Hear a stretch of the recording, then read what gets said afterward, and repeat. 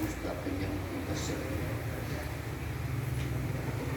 Bapak-bapak Ibu sekalian, rahimakumullah wa taqullah. Alhamdulillah, pada kesempatan pagi hari ini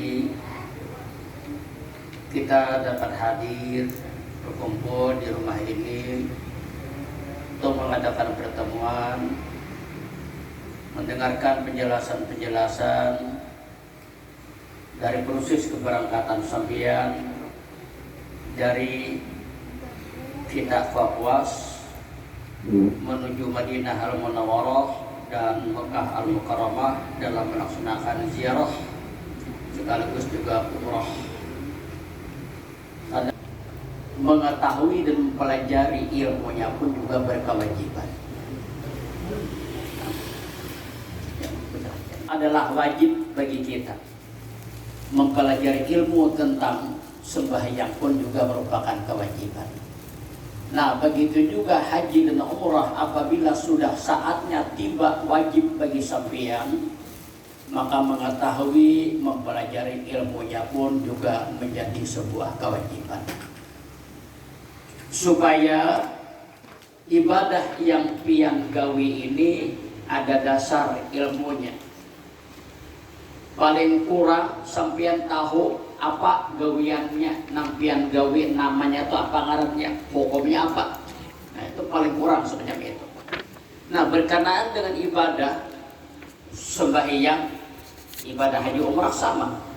Tentu ada syarat, ada rukun, ada wajib, ada sunat.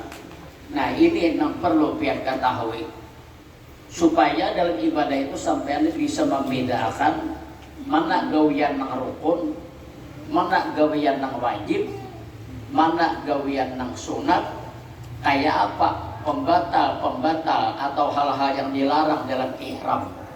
Nah, ini wajib pian ketahui. Nah, sebabnya kalau cuma mengetahui rukun syarat aja, mesti akan larang ihram pian kagawi, kada tahu sampean pada hancur ibadah sampean, rusak ibadah sampean. Ibadah yang cuma sah, tapi makbul-makbulnya belum. Nah, kita tuh ingin mabrur atau makbul. Bila sudah mabrur atau makbul itu di atas daripada sah. Nah, itu di atas daripada sah. Nah, lalu kita berusaha dahulu pertama menjadikan ibadah yang kita gawi ini supaya menjadi ibadah makbul, ibadah sah, ibadah sah. Nah, itu tahapan pertama. Usahakan ibadah yang gawi itu supaya ibadah yang dinilai sah. Nah, ibadah yang dinilai sah ini melengkapi syarat rukunnya. Nah, itu pilih bahasanya.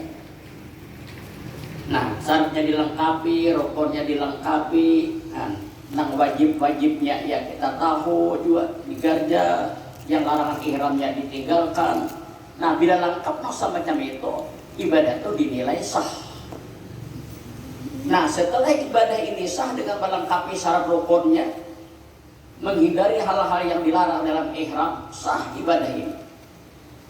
Nah, kemudian kita berusaha meningkatkan tingkatan yang kedua menjadi ibadah yang makbul atau mabrur.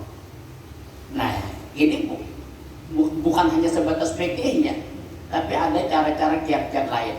Nah, ini yang kita pelajari supaya ibadah kita ini bukan hanya sebatas sah, kemudian makbul, mudah makbul di sisi Allah Subhanahu wa taala. Beberapa jam Jakarta, beberapa jam langsung diterbangkan menuju Madinah, kita juga salah. Nah, ada lewat Jeddah ada. Nah, lewat Madinah. Nah, ini jarang terjadi. Ini jarang terjadi. Nah, kebanyakan kan ya dari Banjarmasin ke Jeddah.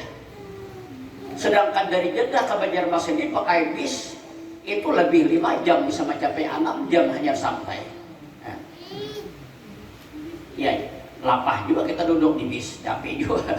Nah, ada ini langsung. Nah, dari Jakarta langsung ke Madinah. Nah, ke Madinah. Nah, lain haji. Kalau ibadah haji, kalau gelombang pertama itu pasti ke Madinah langsung. Tapi kan singgah di Jakarta, dari Banjarmasin langsung terbang ke Madinah. Itu ibadah haji kalau gelombang pertama. Kalau gelombang kedua ke Jeddah juga ya. Nah, jadi ini jarang terjadi. Nah, alhamdulillah ini kan memudahkan bagi sampean. Nah, langsung ke Madinah. Karena dari bandara Madinah ke hotel itu ada lawas. Ya, bisa sampai 2 jam aja setelah. Nah, setengah jam lah. Nah, ya paling kita bedakan perjalanan pemeriksaan saja kan dari bandara sudah sampai ke hotel. Madinah ini kegiatannya kadang terlalu padat.